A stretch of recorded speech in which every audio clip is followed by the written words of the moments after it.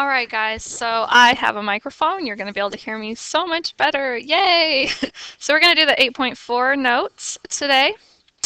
And when we have rational expressions, we're going to learn how to simplify them, multiply them, and divide them.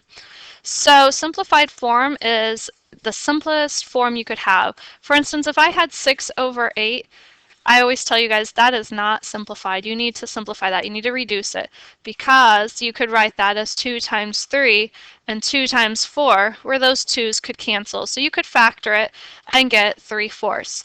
Well, we're going to be doing that same concept now but with the polynomials. So steps to simplify, we're going to factor the numerator and the denominator wherever possible. We're going to state in restrictions. Those are values that would make the denominator equal to 0 because we can't divide by 0. And then we're going to divide out and cancel any factors, kind of like we did right there, that are both in the numerator and denominator. So let's look at this first example. We are going to simplify x squared minus 2x minus 15 divided by x squared minus 9. So the first one I can factor using the AC method. And since my a is 1, I could put them right into the equation once I know what those two factors are going to be.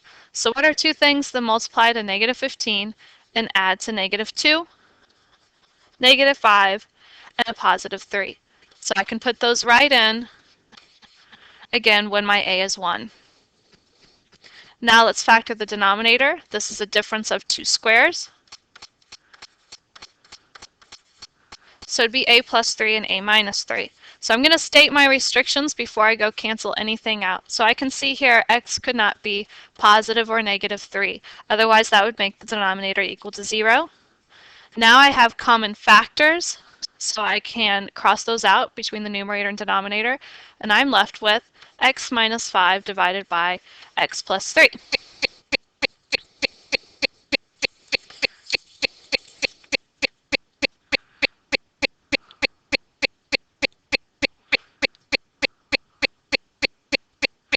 All right, let's look at this next one.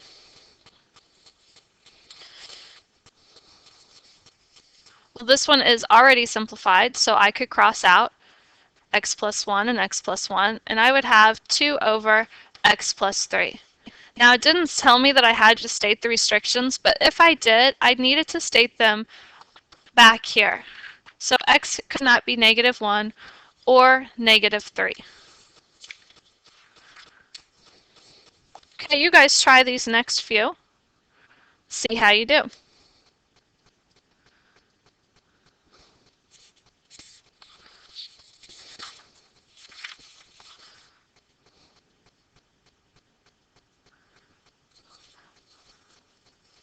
Multiplying rational expressions.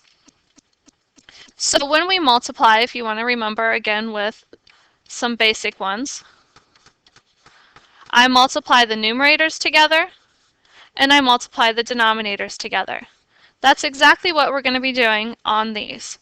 And we could have some that are monomials going on for the polynomials.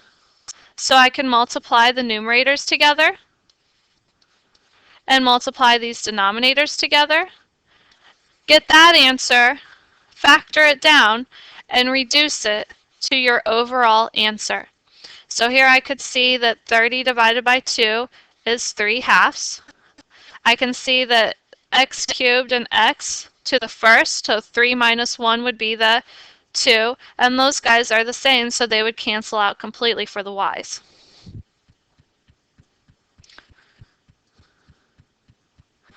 So let's look at this standardized test practice question. So the first thing I want to do is multiply my numerators.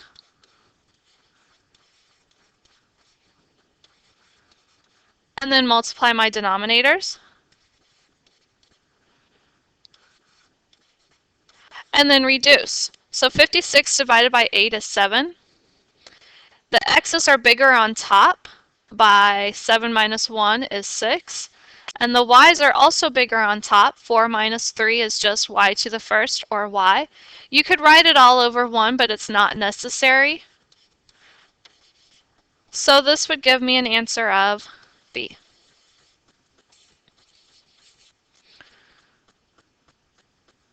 Okay, let's try this one. So the first thing I'm going to do is factor everything. So on this first one, I just took out my GCF on the numerator, and in the denominator, I'm going to do my AC method.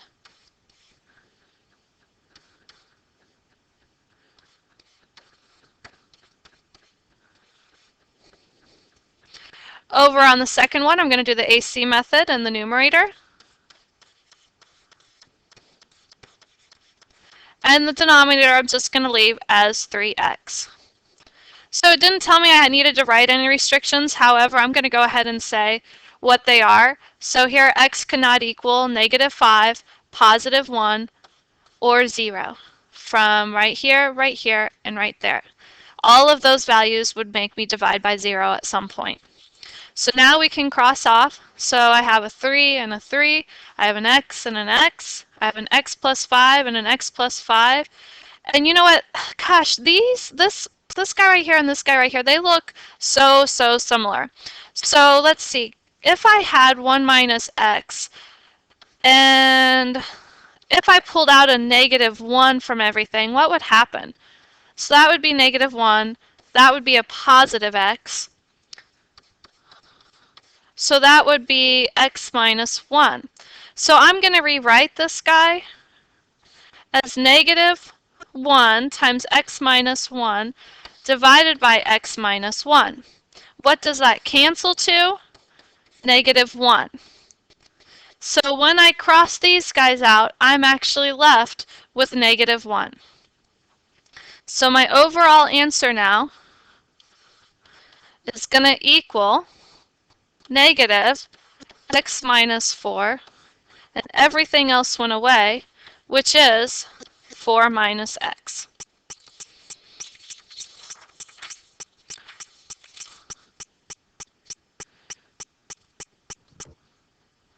Okay, let's try this next one.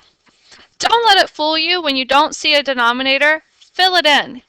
Put the 1 there. So let's factor everything. Oh, this one is my difference of cubes. You guys are good at this by now. So this would be x. What cubed is 27? Good, 3. So when I go to factor this, I'm going to keep the same sign. X squared, opposite sign. X times 3, always positive, 3 squared.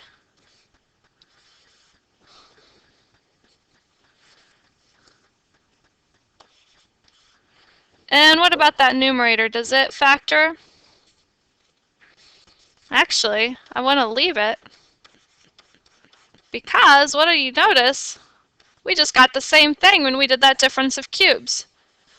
So those can cross out, and I'm left with x plus 2 over x minus 3. If I had to state my restrictions, I can see from this one right here that x cannot be 3. But what about this big guy right there? Well, it's not factorable, so I'm going to have to use the quadratic formula to see what those restrictions are. All right, you ready? X equals -b plus or minus the square root of b squared minus 4ac all over 2a. Well, when I start to simplify that, I can see that that inside is going to be negative, so I'm going to get imaginary numbers. So I do not need to worry about any imaginary restrictions. So this would be my answer, and the only restriction I'd get is that x cannot equal 3. All right, I want you guys to try these next 3, see how you do. And we'll come to class and you can check them with your group. So the last thing we're going to discuss is how to divide. So when you divide, if you remember, you multiply by the reciprocal of the fraction behind the division sign. That's exactly what we're going to be doing as we take these rational expressions and divide. So here, when I start with divide, I'm going to change it to a multiplication and flip-flop the numerator and denominator, factor everything, and cross out if possible. So in this case, there were no factors, so you can leave it like that. Okay, let's do this one. So I'm going to factor first, as always. Leave my division, and I'm going to just factor it so I can see all of the restrictions that may have happened before we flipped as well as after we flip.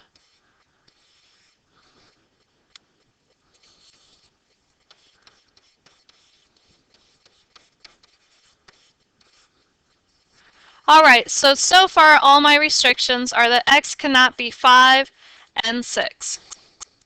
So now I'm going to take and change it to a multiplication.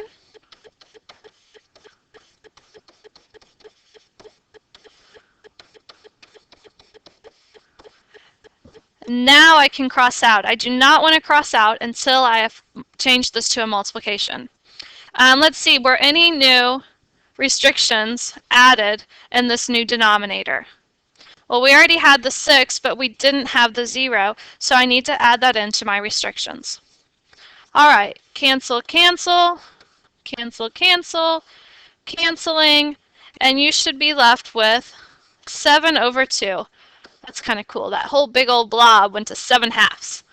So 7 over 2 is my answer, with the restrictions, however, that you cannot have 5, 6, and 0. All right, let's try this next one.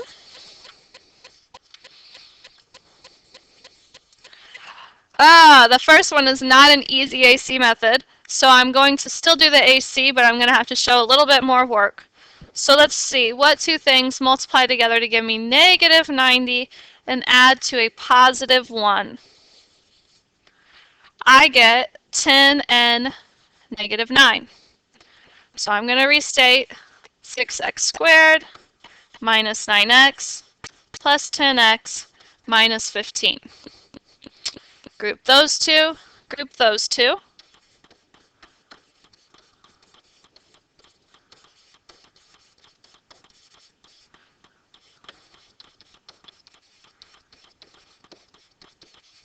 And that's what I get when I factor. All right, so let's rewrite this. This would be 3x plus 5, 2x minus 3, divided by 4x squared, divided by, I'm going to write this guy. Oops, let's factor him as I rewrite. I can pull out a GCF of x. And it's first over 1. So far I have the restrictions that x cannot be 0 from that guy right there. Now I can flip and multiply.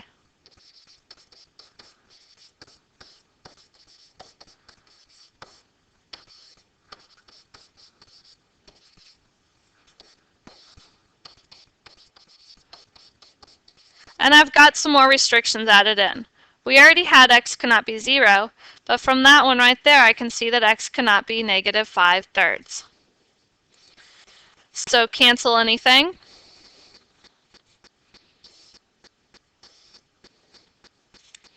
And that's all. So I'm left with 2x minus 3 in the numerator and 4x cubed in the denominator with my restrictions that x cannot be 0 and negative 5/3. Okay, I'm going to let you guys try these next two, and then you can check with your group members. Please do all of them so you're not leaving your group members to do all of the work, and I will see you in class. Have a good night.